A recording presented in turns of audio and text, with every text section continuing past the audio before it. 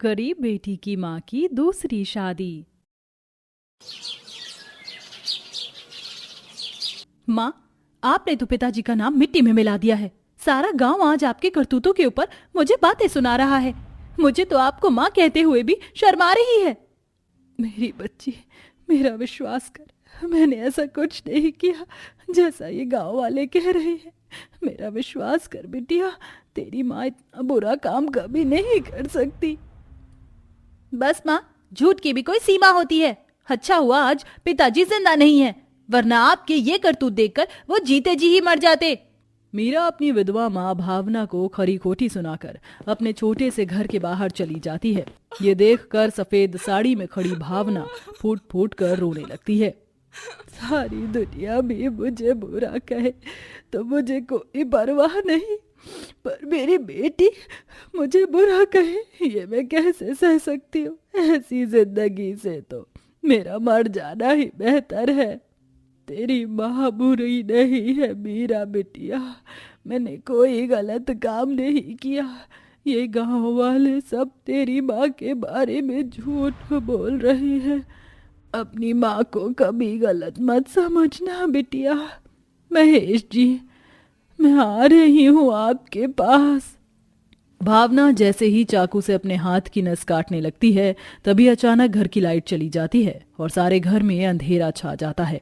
तभी भावना की जोर से चीखने की आवाज आती है।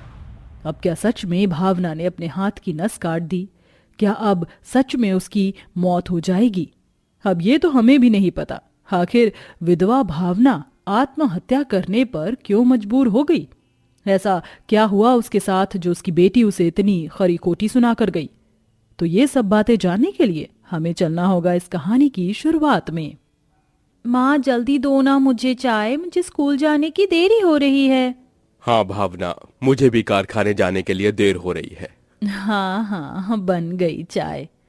गरीब भावना चमनपुर गांव में अपने इस छोटे से घर में अपने पति महेश और बेटी मीरा के साथ बड़ी गरीबी में अपना जीवन बिता रही थी। महेश उसी गांव में एक इलेक्ट्रिक ट्यूबलाइट बनाने के कारखाने में काम करता है, जिसकी आमदनी केवल 300 रुपए रोज थी। थोड़े समय बाद मीरा स्कूल चली जाती है। मीरा उसी गांव की सरकारी स्कूल में 12वीं क्लास में पढ़ती है। जी, कारखाने से आपको पैसे कब मिलेंगे? घर में राशन खत्म होने को आया है। 2 दिन बाद मिल जाएंगे पैसे भावना, तब मैं ले आऊंगा राशन। महेश अपने काम पर चला जाता है और भावना घर के काम में लग जाती है। भावना के इस छोटे से घर में मिट्टी का चूल्हा और कुछ मिट्टी के बर्तन ही थे। शाम का समय महेश कारखाने में केमिकल भट्टी के ऊपर एक लकड़ी की पाटी पर खड़े रहकर उसमें कोयला डाल रहा था। तभी अचानक वो लकड़ी टूट जाती है और महेश उस खौलते गर्म केमिकल में गिर जाता है, जिसके बाद चंद सेकंड में ही महेश की मौत हो जाती है। जब यह खबर भावना मीरा को मिलती है तो दोनों का रो रो कर हाल से बेहाल होने लगता है। कुछ दिन बाद सवेरे, बेटिया, मैं गांव में कोई काम देख कर आती हूँ। अब जीवन का गुजारा करने के लिए मुझे ही कुछ करना होगा। तभी मीरा स्कूल चली जाती है और भावना सफेद साड़ी पहने घर बंद करके बाहर काम की तलाश में जाने लगती है। तभी आस पड़ोस वाली महिलाएं भावना को देखकर कहती हैं, अरे देखो देखो बहनों, पति को मरे 4 दिन नहीं हुए और ये भावना चली गुलछर्रे उड़ाने। पति के जाने के बाद तो ये आजाद हो गई ना, अब ये उड़ाएगी ही गुलछर्रे। ये सुनकर भावना दुखी हो जाती है। तभी वो वहां से चली जाती है और गांव में एक ढाबे पर आती है। वो ढाबा उसी गांव के अभिनव का था। अभिनव का इस दुनिया में अपना कोई नहीं था। तभी भावना अभिनव को अपने दुख भरे जीवन की सारी दास्तां सुनाकर उससे काम मांगने लगती है। भावना जी, मेरे ढाबे पर बर्तन धोने के लिए मुझे एक काम वाली की जरूरत है, क्या आप ये काम करोगी? भावना इस काम के लिए हाँ कह देती है। उसके बाद भावना रोज सवेरे से लेकर देर रात तक अभिनव के ढाबे पर बर्तन धोने सफाई करने का काम करने लगी और अभिनव उसे इस काम के रोज के 300 रुपए देने लगा। एक शाम अभिनव भावना ढाबे पर अकेले बैठे बातें कर रहे थे। तभी भावना की कुछ पड़ोसन वहां आती हैं और दूर से भावना अभिनव को देखती हैं। अरे, ये तो वही विधवा भावना है ना, पर ये इस ढाबे वाले के पास अकेली क्या कर रही है? कैसी बेशर्म महिला है ये भावना, पति मरा नहीं कि लग गई किसी गैर मर्द से नैन लड़ाने में। मुझे तो लगता है इस ढाबे वाले और इस भावना के बीच कुछ चक्कर चल रहा है। देखो कैसे एक दूसरे के साथ हंसी मजाक कर रहे हैं।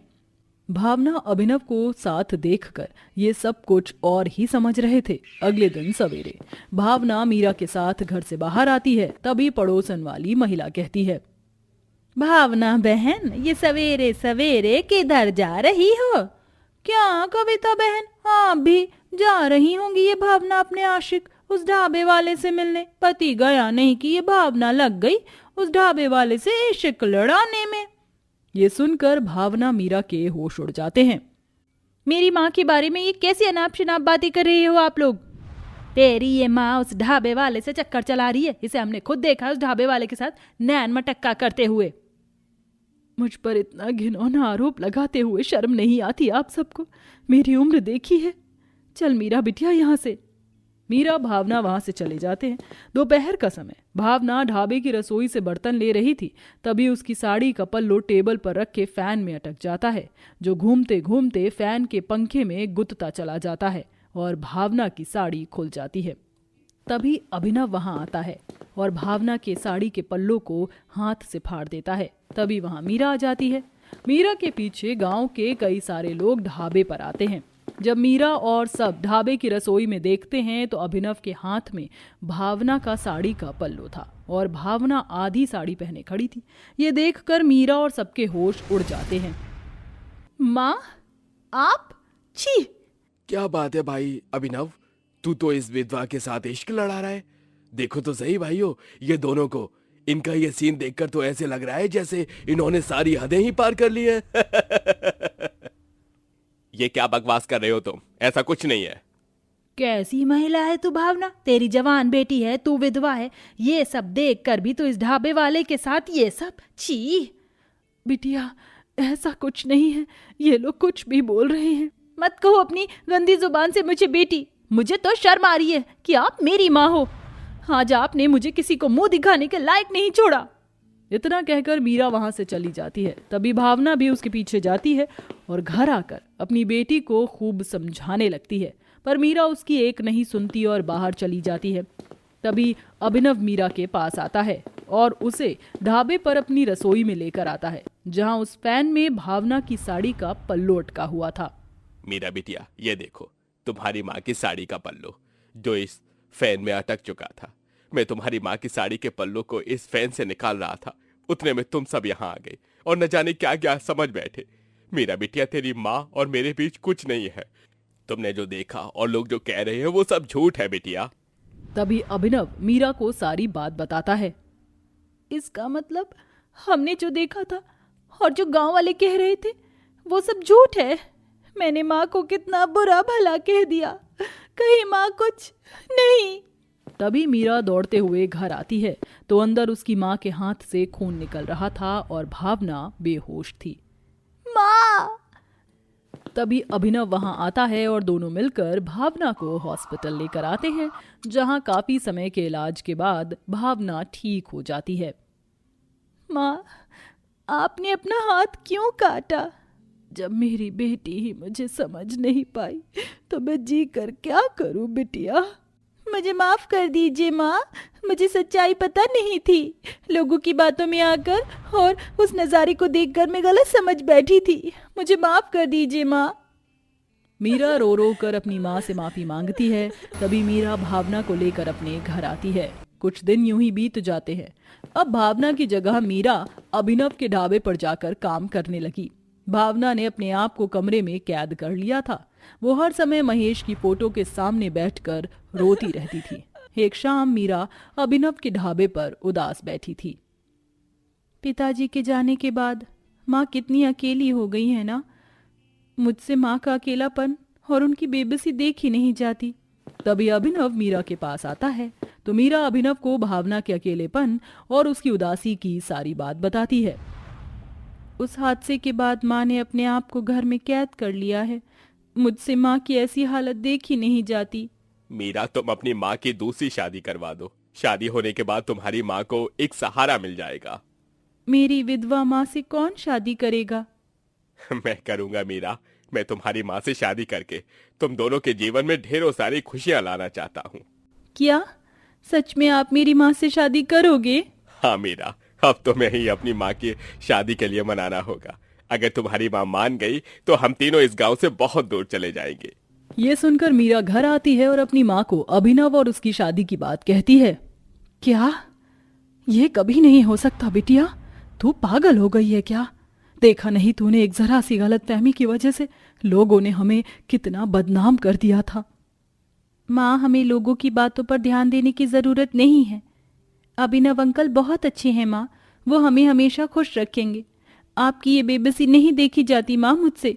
अपनी बेटी की खातिर ये शादी कर लीजिए माँ। मीरा अपनी माँ से खूब मिन्नतें करती है।